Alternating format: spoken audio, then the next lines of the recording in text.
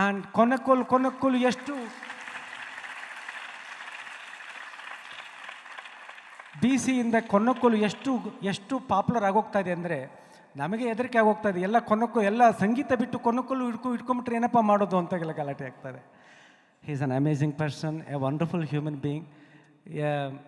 BC Manjunath, our final presentation. Over to you, BC.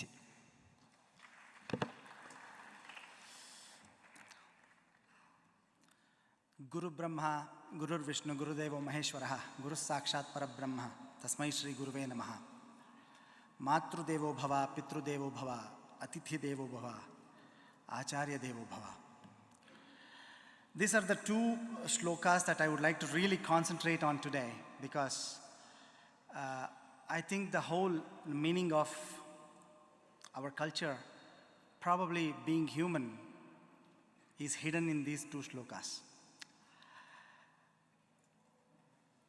What I'm trying to do today is I'm trying to draw some parallels to the personal experiences that I have had and try to do a little bit of storytelling of what I have experienced so far in my life. Seeking the divine blessings of Paramapujya Swamiji and seeking the permission from the chairs, Dr. Mysore Manjunath sir and Rashmi Malik madam, and seeking the inspiration from the beautiful notes played by Sri Rajesh and some amazing presentation given by Cheetah sir. And of course, to you all, I humbly bow down and try to make a small presentation of what is running in my mind. In our culture, I think the most important thing beyond anything, especially I would like to address this to somebody of my age or younger than me, is probably Guru. In my house, I have been taught that there is no one beyond Guru. Even if God is angry with you, run to your Guru, he will save you. That's the one thing that has been constantly been fed to my mind by my parents. Why I am trying to tell this is because, of course, my topic is, I will come there. It is Rhythmise, the lives of youth, lessons from Konnakol. But still, I think this prelude to where I'm heading is very much necessary for what I'm going to say later. Why is Guru needed is a constant question that I have been thinking of all my life. The most simple answer that I get normally is, if I am out of inspiration, if I go and just take one darshan of my Guru, be it my spiritual Guru or my music Guru or Guru that I have learned any lesson with, inspiration always comes out of him or her. If I feel that I am the greatest of all, if I have the best, if I think I'm number one in the world, just if I go in front of my Guru, he will break all my ego and then make sure that I come down on my knees and then cry. If I don't have confidence in, like, let us say, if I don't have confidence to address you all, standing in front of you all, I think of my Guru, and in no matter of microseconds, I get the confidence of speaking. This is one of the greatest things about Guru that I can tell what I have experienced. What I'm going to speak today is, please do treat it as Hamsak Shiranyaya, meaning the bird swan. If you give a drink which is mixed with milk and water, swan has the capability of just drinking the milk and then leave out the water. So why I'm trying to say this is, if there is something that you don't like about what I'm trying to say, please think that it all belongs to me. And if there is something that you like what I'm trying to say, it all belongs to my Guru and my parents. So for me, there are two kinds of mindset. One is the conscious level and the subconscious level. In my house, I was always taught that I should never question my guru. Whatever I've been told, I should simply accept that. Never ever question him. Why is forbidden in front of my guru? But that was all crashed or defeated when I started traveling.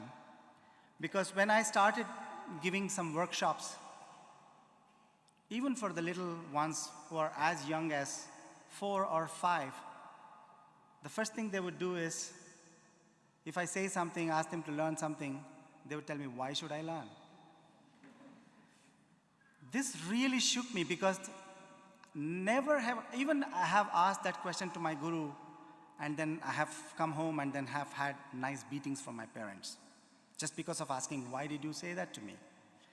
My father always told, don't ever question. He knows what is required for you. Because in Indian philosophy, guru is a person who already understands what is running in your mind, all the questions that you have. But he will never give the answer right away. He will give the answer when the time is right, that you can understand that. So this why was something that troubled me a lot when I was traveling. And then I understood that there are 3 stages of conscious mind, which is, in Indian concept, it is about what, how, and why, where we listen to something which is new to us, and we say, oh, what is going on there? Is it something that interests me? And then after that, when we find out what was going on, we try to find how to do it. This is something, the next stage that happens. All these things are in the conscious mind. And then, when we are experts, for example, experts in our own rights, we try to question, why did we do all these things? After doing all these things, when we understand the why, what, and how, there comes the blissful state, which is the subconscious mind. So this is something that is a big circle of what, why, and how. Once you surpass that, you get to the blissful state. Anywhere in the world, either the why comes first, or the what comes first, or the how comes first. But still the final destination for all of us is just attaining the pure bliss. This is what I think has brought all of us together, and music is something that makes us attain bliss. Okay, so coming to the second shloka, Matrudevo Bhava, Pitrudevo Bhava, just those 2 things I would like to take. In music, let us think that music is a child. There are 2 parents to music. One is Shrutir Mata, Laya Pita. So, because of these 2 parents, music is born. Let us say Shruti is making sure that we lose our sense of being. It makes us lose ourselves and then forget about everything that's happening around us. Laya is something that wakes you up and then says, okay, you're still in the present, you know. So these are the 2 common and interesting factors that make music. So that's why, like, for example, our mother is someone who is very emotional, who keeps us always in the total bliss. At the same time, father is somebody who is always making sure that we understand the present situation and then also try to connect with what is present. That's why I think Shrutir Mata, Laya Pita are the 2 parents that make sure that the music comes out beautifully. When it comes to the youth, the topic is Rhythmise the lives of youth. I understand the peer pressure that youth go through today. It's impossible for them to just be stuck in the tradition, because that is a lot of pressure for them because they have to do what their friends are doing. Every little child or every teenager, I have a teenager boy, so I know the struggles they go through. But the peer pressure that they go through is immense. So how do we actually make them interested in our Indian culture is a constant question that I always ask, because they are actually fighting with the modernization of something that they don't belong to. I wouldn't say West is wrong or East is right or whatever. Something that they're not used to from the childhood. For example, even in the West, a lot of people are getting attracted to yoga or our classical music.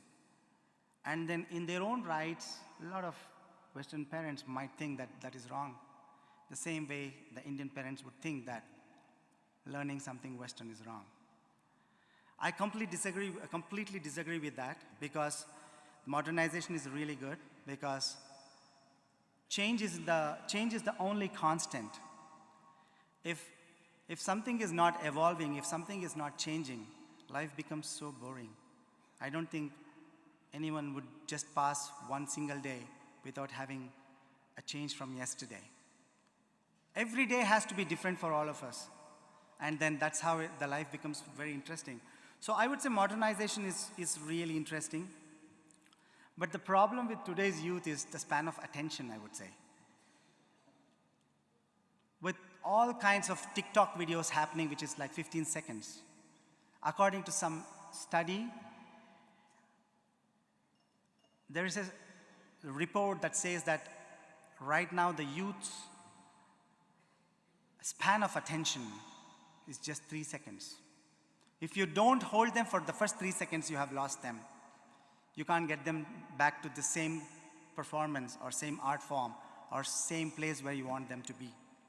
So what happens at that time? So in those 3 seconds, you try to almost do everything that you want to do in a span of 3 hours. So, and then of course the success of an artist is judged by how viral his videos have become, how many views he has got, how many followers he or she has got. This is a very big struggle that the modern day youth is going through, I would say. So, for that, I was literally thinking of how do I connect with this present day youth? There should be a way, because the only thing that I know is classical music. I know nothing else.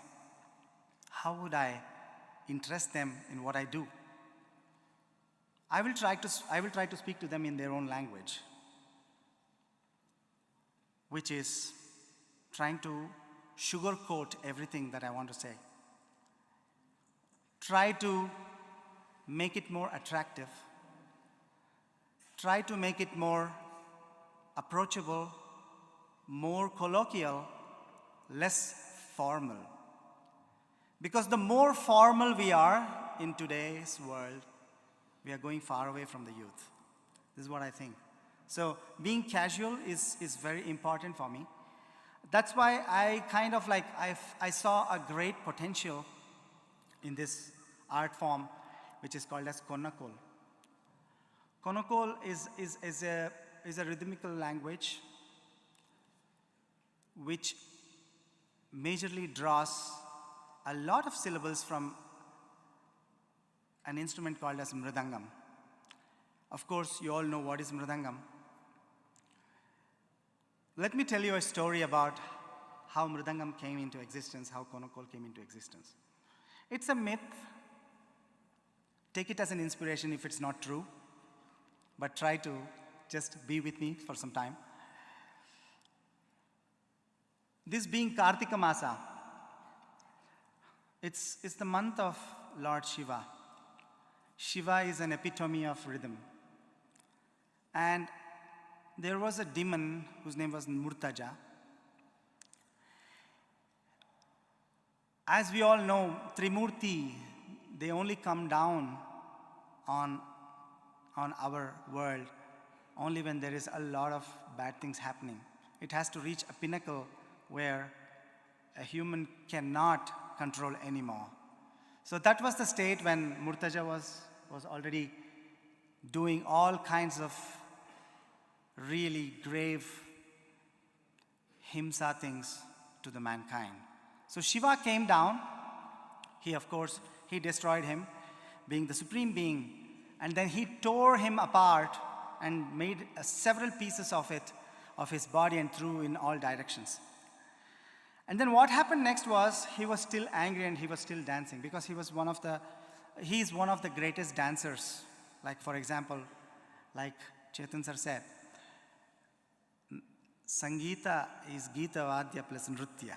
So that means the way we move our body by playing this music, and then the way we vocalize our instruments, that's how Sangeeta is done. So Shiva was dancing, and Nandi and Bhrungi, the two holy bulls, they saw the anger of Shiva, and then they said, okay, we have to somehow calm down our master.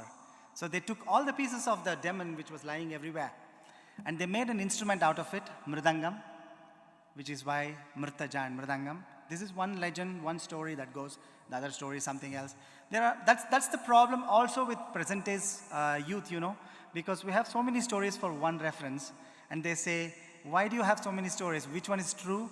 Of course, the story is just for you to get inspired. It has nothing to do if it happened or not. But the basic philosophy from India is to understand the meaning behind the story, not the story itself. That's what I think. So, coming back to the story, what happened was, they started playing some sounds on the mridangam. And then suddenly Shiva was doing this Tandava Nritya. Tandava is a dance which is in a rhythm of 5. So suddenly, like, he was disturbed by these sounds, and then the damaru that in his hands, which he was doing like this, fell down the 4 steps that was in front of him, and made 4 different sounds. And that's how the first 4 sounds of Mridangam and Konnakol came into existence. So, what were those sounds? Ta, Dhi, Tum, Nam. Ta, Dhi, Tum, Nam. So, it's like these 3 sounds, Ta, Dhi, and Tum, are questioning, and Nam is kind of like answering. So, you just observe the explanation, like the intention behind this. Ta, Dhi, Tum, Nam. Ta, Dhi, Tum, Nam. It's kind of like this meditative way of calming Shiva down. That's how Konnakol came into existence, Mridangam came into existence. And then what has happened after that is history. And I took this story as an inspiration to make a storytelling. Also, like, when we are performing, what I think is, music is not just a bunch of melodic or rhythmic notes that we are trying to play on the stage or in front of people. I think there should be a parallel of some storytelling in our playing. Otherwise, nobody would connect to that. So if you imagine a story and then start playing your music, it doesn't matter that the other person is understanding the same story as well. They can make their own story, but make sure that you're always trying to express it with your own story. Like, for example, let us say there is a train going, or like a cheetah chasing a deer. How would I express that? I was thinking about all these things. How would I express some of these life moments into music? So, let's imagine that there is this deer which is afraid for its life, and then the cheetah is just chasing it. How would I express that in Konnakol?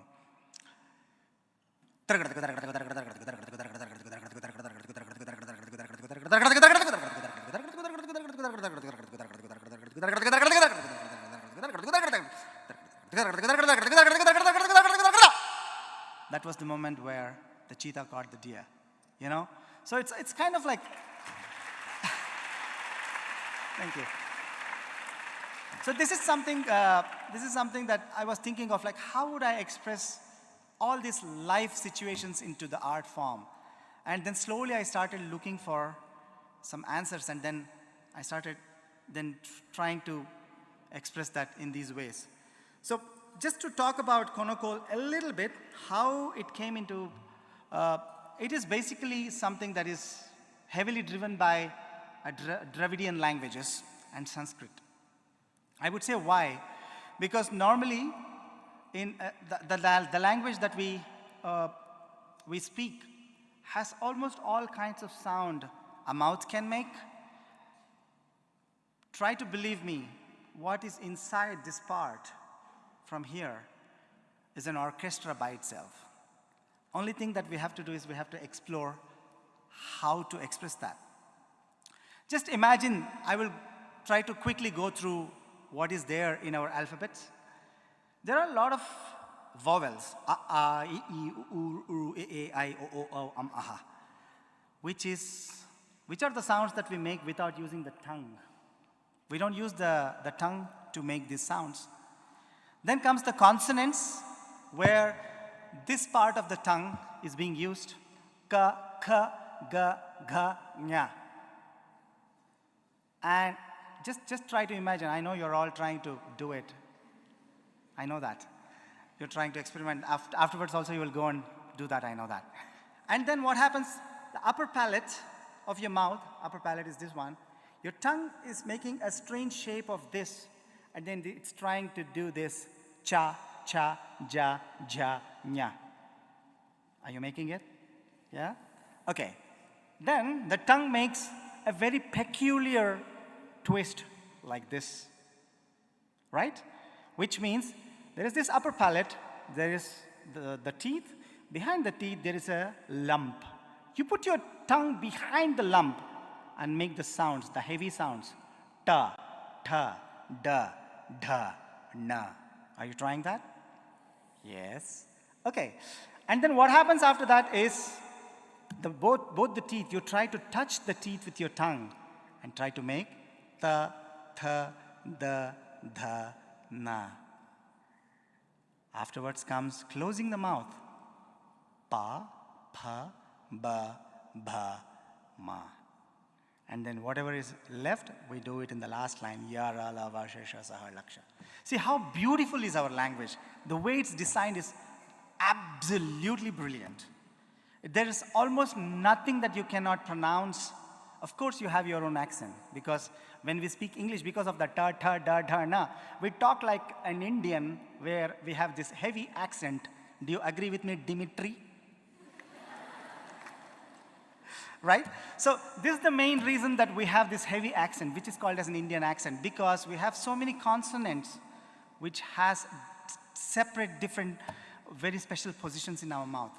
So if you try to search for sounds with this orchestra that's happening in your mouth, I'm sure you'll be able to come up with a lot of creative explorations. You can try and do a lot of things with your mouth, I would say, because already the best musical instrument that God has given to us is our voice and our human body.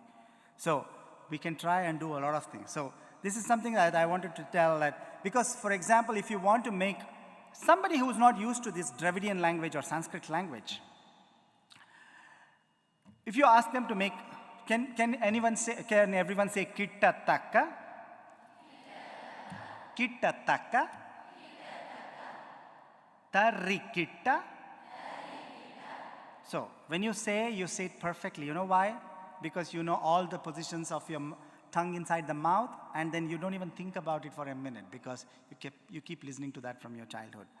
But make a Westerner or make somebody who is not used to these languages say kitataka.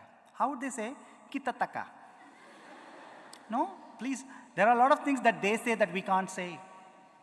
They will be laughing at us at the same time, right? If you ask them to make tarikita, they say tarikita. Talango, they say talango. If you ask us to read qu'est-ce que vous voulez, that's French. Still, a French would hear an Indian accent in my language. He would say, that's an Indian speaking with his accent. ¿Cómo está? ¿Todos bien? You know, all these things is very, very, because there's a music. It's not just the words, it's the expression. There's a music in our way of speaking. Only if that music comes to us, we can speak the way it has to be spoken. That's the way we have to learn a language. Because one of my friends told me that when he was having dinner with the greatest tabla maestro, Zakir Hussain sir, he said one thing: if you want to understand a culture, you have to break bread with those people. Unless you eat with them for some time, unless you spend with them for some time, you will never understand the culture. In today's world, this is what is happening, because it's all about, all our gurus are YouTubes, Facebook, Instagram, Twitter. These are our gurus. How can we experience the culture? I don't think there's any way that we can understand the culture. Unless all your 5 senses are in the place where the culture exists, I don't think we can be able to be truthful to the culture. This is my feeling. Because looking at YouTube, you can hear, you can sing, but you cannot smell, you cannot touch, you cannot feel. All these 5 senses should be in the place where you learn. So it's very, very important for us to be at the Guru Samakshama. Otherwise, whatever we have learned is not complete. Saying all these things, I would like to just present 2 videos to you, the way I have driven some inspiration from mathematics, and then inspiration from some theater, and then I will leave the stage. So can we please play the video that has, okay, how many of you know Fibonacci numbers? Okay, there are a few hands. Okay, a Fibonacci number is something that exists in the nature. If you look at a sunflower or any kind of flower, or the patterns of the nature that is being around you, it starts from nothing, and then there is 1. After 0, there is 1. So you keep adding the previous number. So 1 plus 0 is 1. Then what's the next number? 1 plus 1. The previous number is 2. Then 2 plus 1 is 3. 3 plus 2 is 5. 5 plus 3 is 8. 8 plus 5 is 13. So this number is infinite. So I took some inspiration. I would like to say a small story. I hope I have another 2-3 minutes. Yeah. Okay. A small story about this Fibonacci video that you're going to look at.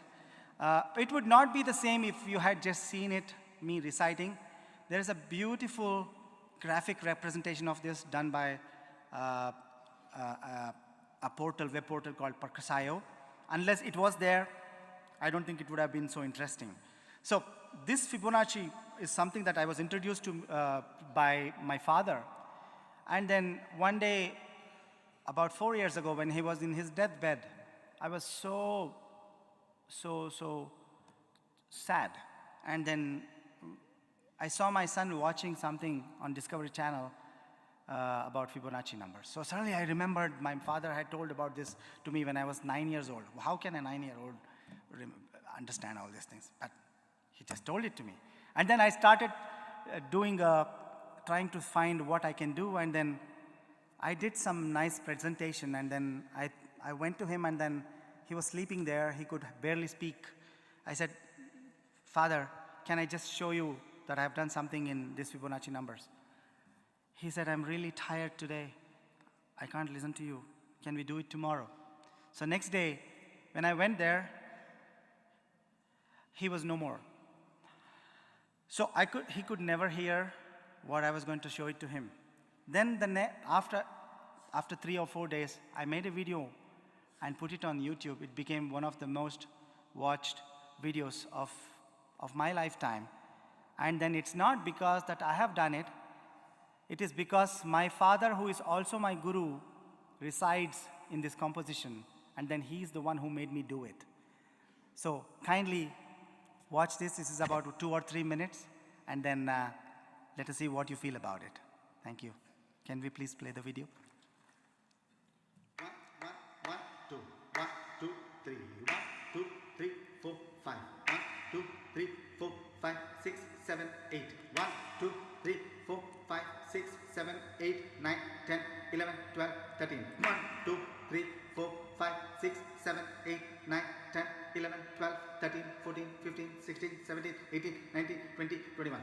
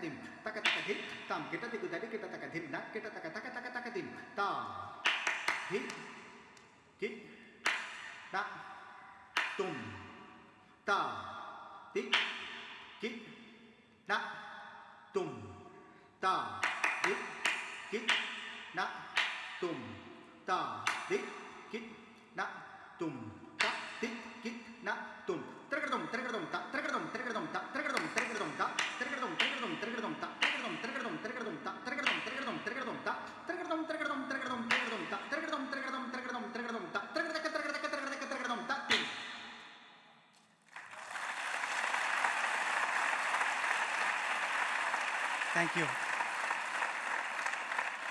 Thank you very much. And then just one last video, which is about 2 minutes. It's for fun. You know, music also can create some theater fun, but without compromising the quality of the deepness of classical music. This is what we were trying to achieve here. The video is with one of my friends whose name is Pratap Ramachandra, who lives in London. We were just fooling around and saw that this video came up. So let us see how it goes. So please. 3, 4.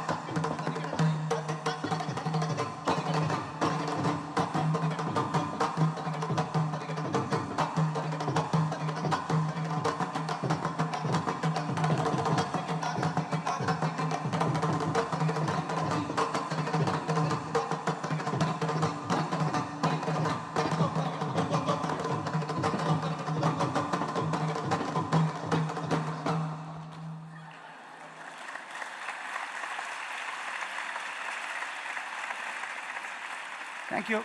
Thank you very much. So, what I would like to say about this video is whatever is happening in the video, the musical content is pretty serious.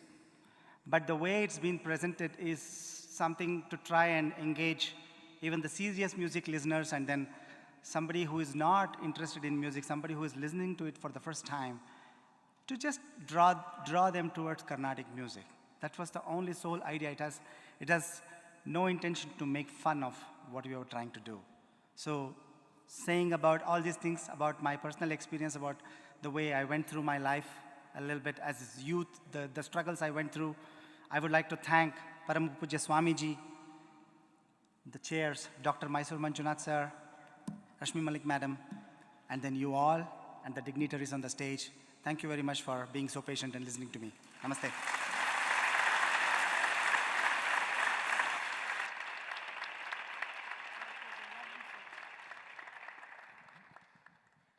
Thank you, Manjunath ji. That was a very, very engaging session.